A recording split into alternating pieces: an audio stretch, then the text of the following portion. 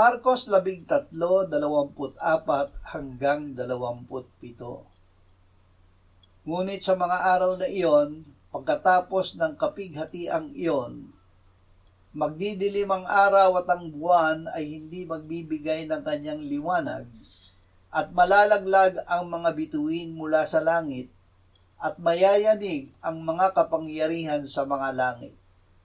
Pagkatapos makikita nila ang anak ng tao na dumarating sa mga ulap na may dakilang kapangyarihan at kaluwalhatian. Pagkatapos ay susuguin niya ang mga anghel at titipunin ang kanyang mga hinirang mula sa 4 na hangin, mula sa mga dulo ng lupa hanggang sa mga dulo ng langit.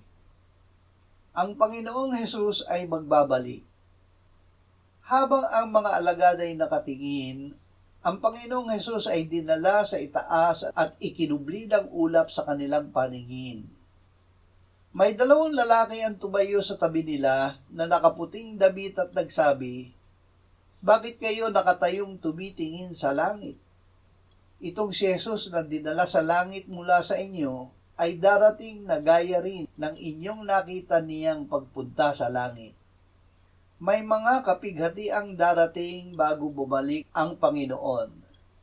Ngunit sinabi niya, pagkatapos ay makikita nila ang anak ng tao na dumarating na nasa isang ulap na may kapangyarihan at dakilang kaluwalhatian. Kapag nagsimulang mangyari ang mga bagay na ito, tumingala kayo at itaas ninyo ang inyong mga ulo, sapagkat malapit na ang katubusan ninyo.